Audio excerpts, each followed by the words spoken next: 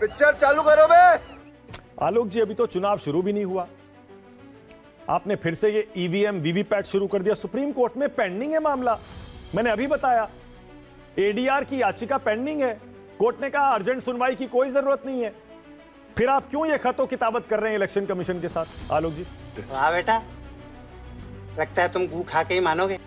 देखिए मानक जी, सबसे पहले मैं यहीं से शुरू करता हूं कि आपको लगता है कि जो भी मैटर सुप्रीम कोर्ट में पेंडिंग हो उस पर किसी को भी खत नहीं लिखना चाहिए? ये कौन से कानून में लिखा है भाई?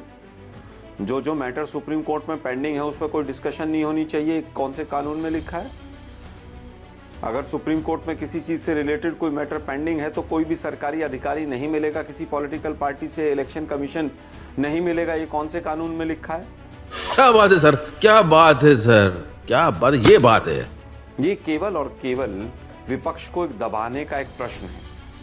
अभी आप देख रहे थे लेटर में लिखा है कि बैलेट के युग में चले जाएंगे, तो क्या बैलेट का युग इतना खराब था?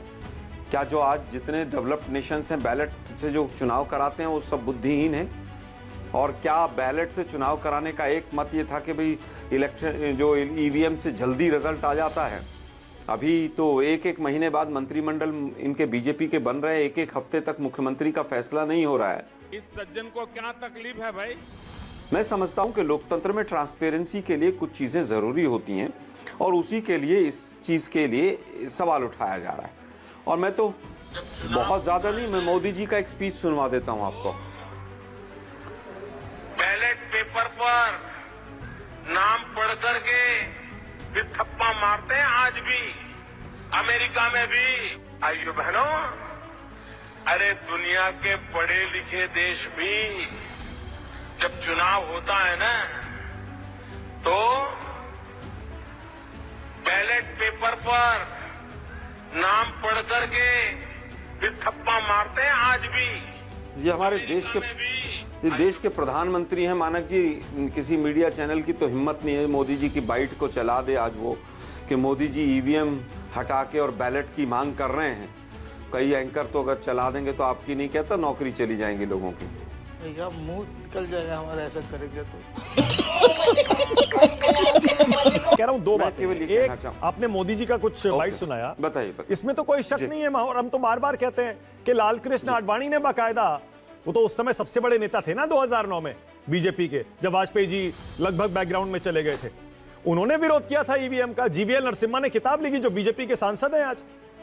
उसमें मैं ये नहीं कह रहा हूं किस पार्टी ने कब विरोध किया नहीं किया, सुब्रमण्यम स्वामी, हाँ, मैं वो नहीं कह रहा हूं। मैं ये कह रहा हूं आलोक जी, आप ये जो इलेक्शन कमीशन के अधिकारियों से मिलना चाह रहे हैं, आपकी मांग क्या है? मांग तो बताइए, क्या कह रहे हैं आप? या तो आप ये कहें कि 100% वीवीपैट का मिलान होना चाहिए, या ये आप कहें कि ईवीएम को हटाइए, बैलेट से कराइए।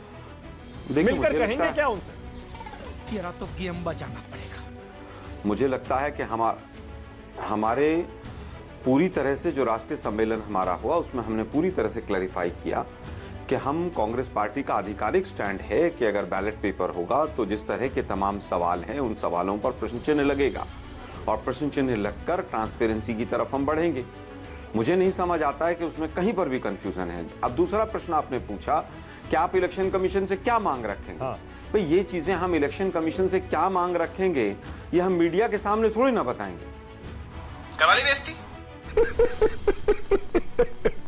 हम उनसे बात रखेंगे, उसके बाद आके जरूर बताएंगे मीडिया को कि हमने ये मांग रखी है। आज हम मीडिया में पहले रायता फैला दें तो फिर इलेक्शन कमीशन जाने का भी क्या फायदा होगा?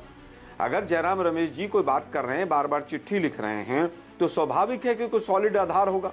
जंतर मंतर तक से आवाज उठ रही है, लोगों को उठाकर जेल में ठूसा जा रहा है। मैं ये नहीं कह रहा ईवीएम गलत है, सही है, लेकिन अगर प्रश्न हैं तो उनका समाधान होना चाहिए।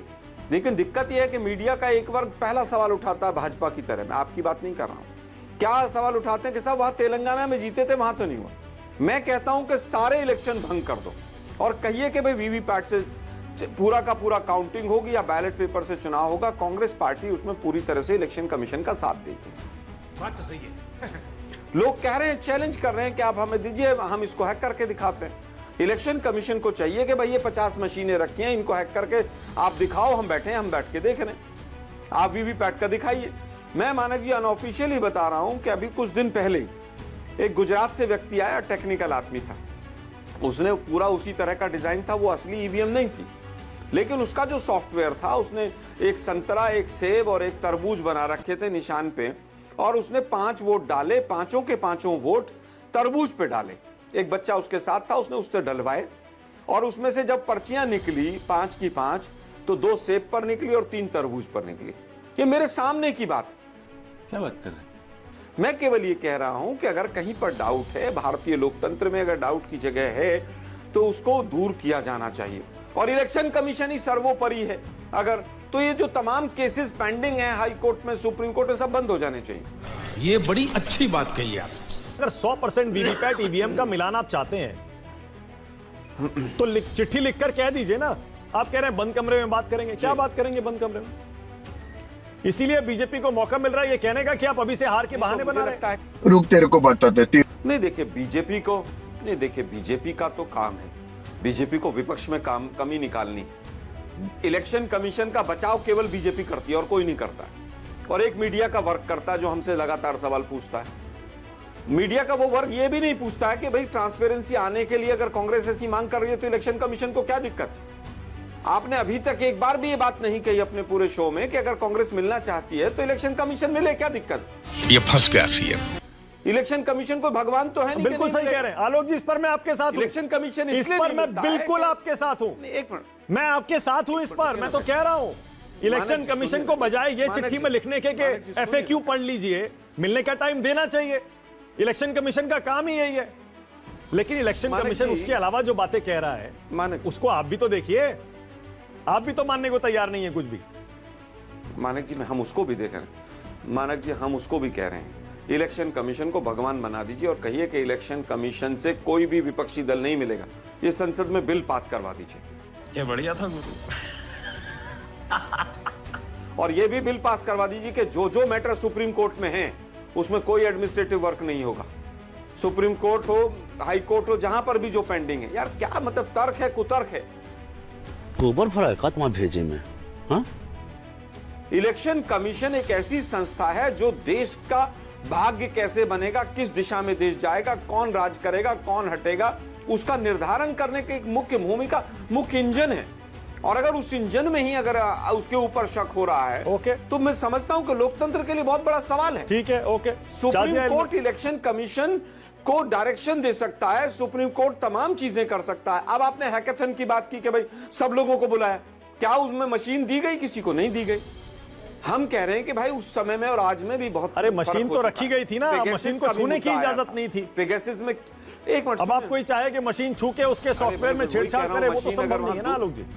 अरे बेटे, तुझे थकान नहीं लग रही क्या? मानक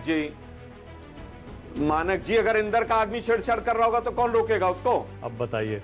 सवाल तो यहाँ है ना कि अगर कहीं से अंदर से कोई मिला हुआ है। नहीं, आप हंसने की बात नहीं, बहुत सीरियस बात कह रहा हूं मैं आपसे। आप हंस रहे हैं। बेशर्मो, शर्म करो, शर्म। अंदर से अगर मशीन के सॉफ्टवेयर में छेड़छाड़ होगी, आपको पता है कितने क्वालिटी चेक होते हैं आलोक जी? आपको भी मालूम है। और वीवीपैट इसीलिए लगाया गया है, जब भी कोई वोट डालता है, किसको वोट पड़ा, 7 सेकंड के लिए वोटर को वो पर्ची दिखाई देती है। अगर उसके वोट, जिसको उसने वोट डाला है, उसे वोट नहीं पड़ेगा तो वहीं पर शोर मचा देगा। अब आप वही ना। मानक जी सुनिए मेरी बात। 1970 और 80 के दशक में जो सैटेलाइट छोड़े थे, जो चांद पे रखे हैं ना, उनको हम यहाँ रिमोट से अभी कंट्रोल कर रहे हैं। ये छोटा सा डब्बा है, इसको कंट्रोल नहीं कर सकते क्या? आग लगा दी, आग लगा दी, आग लगा दी, आग लगा। बहुत ही सुंदर तरीके से आपने खेला।